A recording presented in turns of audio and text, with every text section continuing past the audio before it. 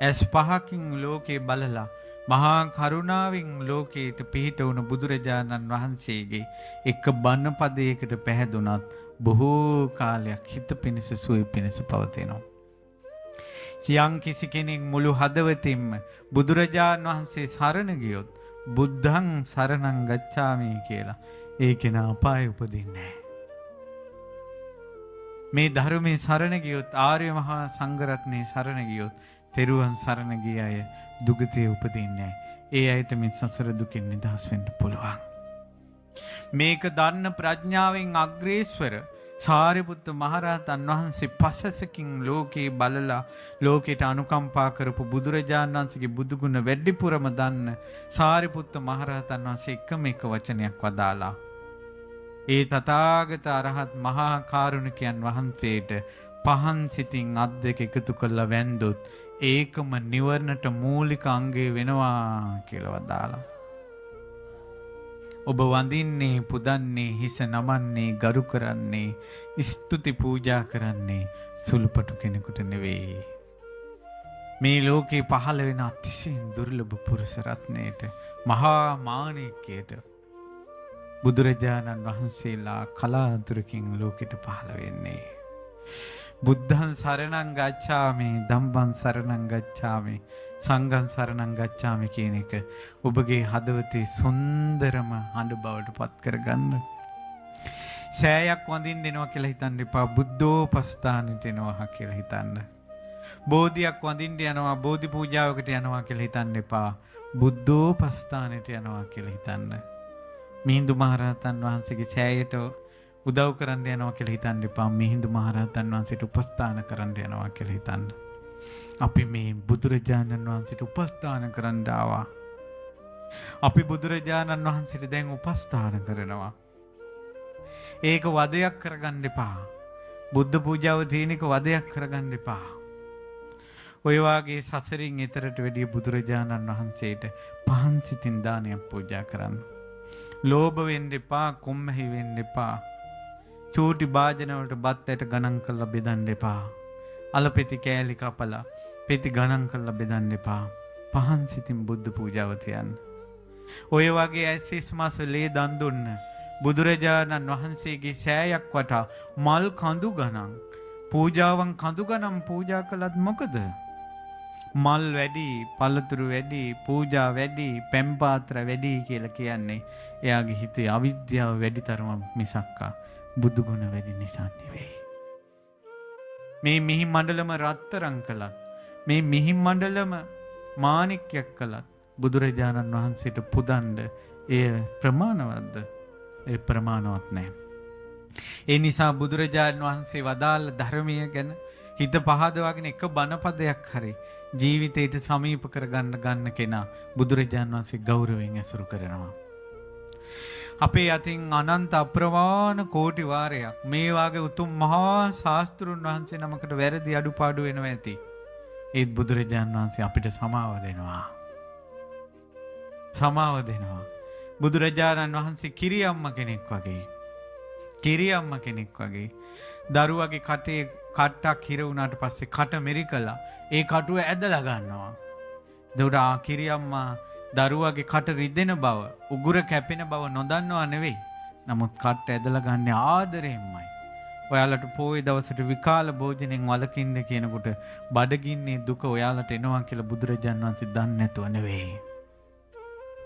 උදේ ඉඳලා හැන්දෑව වෙනකල් බණ අහනකොට අතපය රිදෙනවා කියලා බුදුරජාණන් වහන්සේ දන්නේ නැතුව නෙවෙයි. ඒ වුණාට කිරියම්ම අර කට්ට ගලවන්න ඕන. බුදුරජාණන් වහන්සේ වදාලා මම කිරියම්ම කෙනෙක් වගේ කිව්වා. මට වගකීමක් කිව්වා මේ සත්වයා සසර දුකින් නිදහස් කරවන එක. ඒකටයි ඇස් දන් දුන්නේ කිව්වා.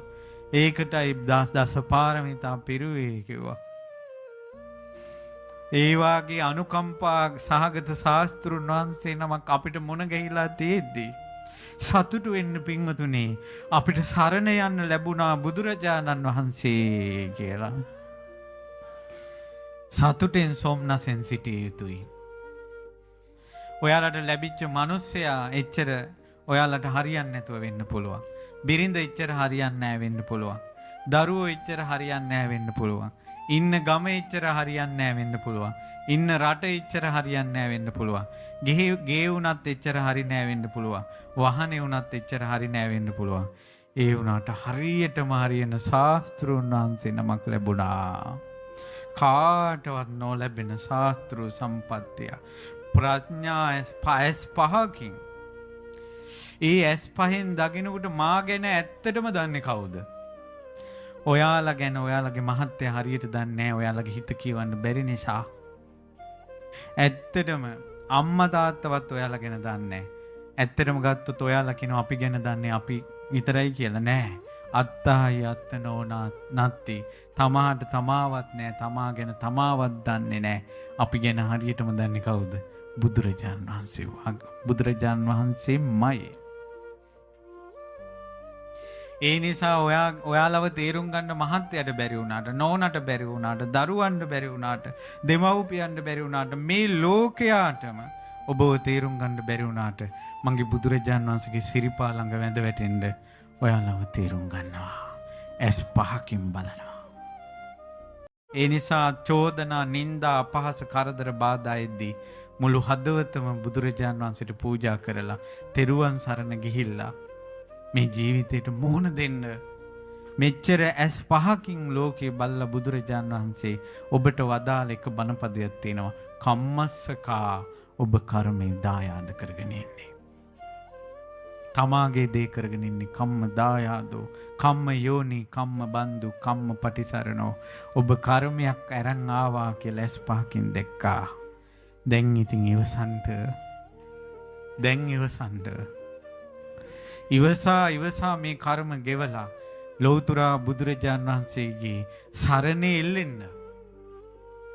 අපි මෙච්චර බණ අහනවා, බණ ඇහුවට කොයිතින් අපිට තව මොකුත් නැහෙනි කියලා හිතන්න එපා. අපි ගංගාවක සැඩ පහර වගේ ගහගෙන යද්දී අත්තක එල්ලුණා. දැන් අපි අත්තේ එල්ලිලා ඉන්නකොට ඉස්සරහට යන්නේ අපි. අත්තේ මේලිලා ඉන්නවා. හැබැයි ඉස්සරහට යන්නේ නැති වුණාට ඔය අත්ත ඇතෑරුණා නම් ගව් කීයක් පිටිපස්සට ගිහිල්ලාද? ඒ නිසා මෙච්චර කාලයක් බණ ඇහුවා හිත සමාධිමත් නොවෙන්න පුළුවන්. භාවනාව නොවැඩෙනවා වෙන්න පුළුවන්.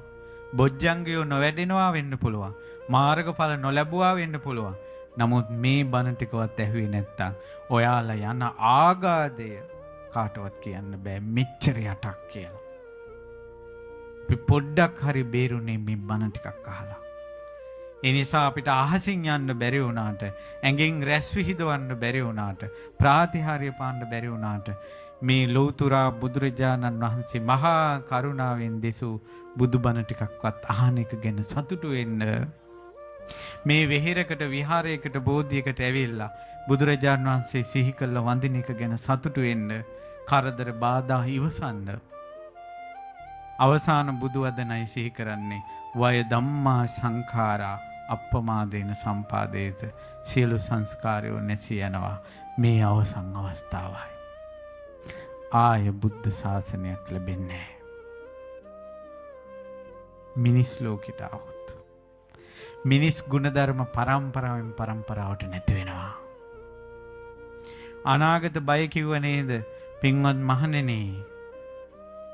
දුර්භික්ෂයක් ආවොත් ඒ කාලේ කුසල් වඩන්න බෑ, ඉක්මනට කරන්න කියලා. දුර්භික්ෂ කීයක් පහ වුණාද? කුසල් වඩන අවස්ථා කීයක් නැති වෙලාද දැන් මේ අවස්ථාව තියෙන්නේ? යුද්ධවලදී කුසල් වඩන හැකියාව නැති වෙනවා කිව්වා. යුද්ධ කීයක් පහ වුණාද? සංඝ බේදවලදී කුසල් වඩන එක නැති වෙනවා කිව්වා. සංඝ බේද කීයක් පහ වුණාද? අපි මේ චූටි පිනකින් ඉන්නේ. අවසාන අවස්ථාවයි. දැන් වාද විවාද කරන්න එපා. රණ්ඩු සරුවල් වලට යන්න එපා. ඇදකුද හොයන්න එපා. එක එකාට බැනගන්න එපා. තරහ, ක්‍රෝධ, වෛර හිතේ තියාගෙන ඉන්න එපා. මේ අවසන් අවස්ථාවයි. තුනුරුවන් සරණේම හෙල්ලෙන්න. මේ ධර්මයේම නිතර අහන්න. හිත පහදවා ගන්න. ආනන්ද ස්වාමීන් වහන්සේ මොහොතක් හිත පහදවා ගනිද්දී බුදුරජාණන් වහන්සේ පසසකින් දැක්කා ආනන්දට මේ බොහෝ කල් හිතසුව පිණිස පවතිනවා. සක්‍ර දේවේන්ද්‍රයා වෙලා 7 වතාවක් උපදිනවා කියලා. බුදු ඇසින් දැක්කා. ඒ නිසා අපිට ඒකාන්තයෙන්ම මහා කාරුණික තථාගත බුදුරජාණන් වහන්සේ ඇස් පහකින් බලා අපි කෙරෙහි අනුකම්පාවෙන් වදාළ යම් තථාගත ශ්‍රී සද්ධර්මයක් වේද. ඒ උතුම් චතුරාර්ය සත්‍ය ධර්මය අවබෝධ කරගන්නම මේ සියලු පින් කුසල් හේතු වාසනාම වේවා.